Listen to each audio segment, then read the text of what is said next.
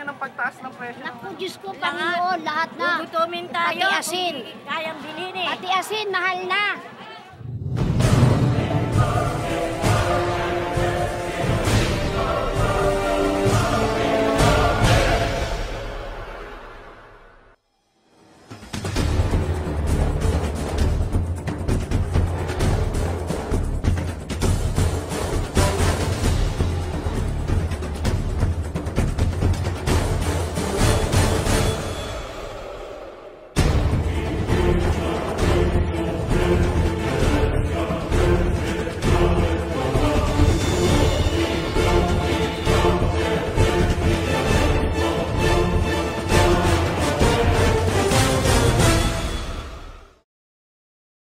Tayo ay may sariling kompetisyon, nasa around 7 pesos ang overprice.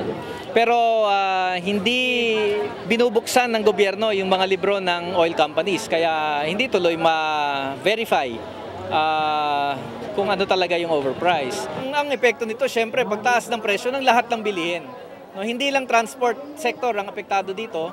Yung mismong may bahay na nagluluto, gumagamit ng LPG, apektado dyan. Yung mga bata na bumibili ng pagkain, bumibili ng iba't ibang produkto, sumasakay sa mga jeep at bus, ay apektado. Yung ating mga magsasaka na gumagamit ng fertilizer, gumagamit ng mga makinarya, pati yung ating mga mangingisda ay apektado. Kaya nga hindi pwedeng ang sagot ng gobyerno ay simpleng discount lang sa mga tsuper. Dahil lahat tayo ay tinatamaan ito. Kaya kung talagang ang tugon ay seryoso, dapat pangkalahatan. No? At ang panawagan nga namin sa Kagyat ay tanggalin na o kaya bawasan ang value-added tax sa langis. Siyempre, pang matagalan ay baguhin natin yung patakaran natin sa industriya. Regional langis! Ibaba! Ibaba! I-rollback!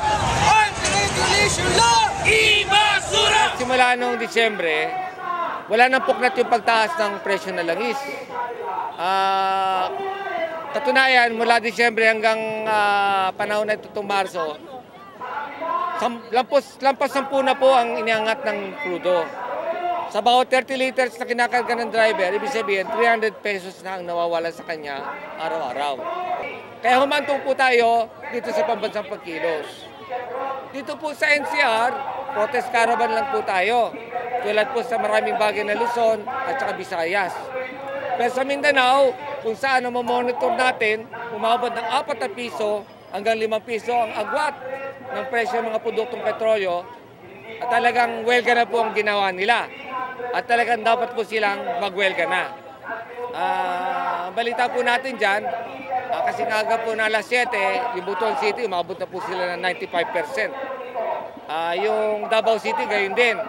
Consistent po sila na kapag nagwewelga, alas 7 pa lang ng umaga, pumapalo sila ng 90%. Dito po sa Angeles City, na bukod tangi rin po naglunsad ng welga, itong pagkakataon na ito, umabot na rin po sila ng sobra sa 90%. Kaya nang nakipagtalastasan sa akin, ang coordinator nila ng alas 10 ng umaga. Presyo! Itas ang sahod! Across the board! Across the board! Kaya panawagan po natin sa ating mga kababayan at saka sa gobyerno mismo, kailangan na po nating labanan itong overpricing na to. Garapalang pandaraya po ito o pagnanakaw ng mga oil companies o oil cartel. Ginagamit ang dahilan, tumataas ang presyo dito sa lokal, sumusunod lang sila sa abroad. Subalit, ang Department of Energy po mismo umamin na wala po tayong kinukuhang supply mula dito po sa Libya. No? At speculation lang po ang dahilan ng pagtaas ng presyo sa abroad. Kaya kung speculation po ang pagtaas ng presyo sa abroad, bakit tayo susunod dito sa lokal?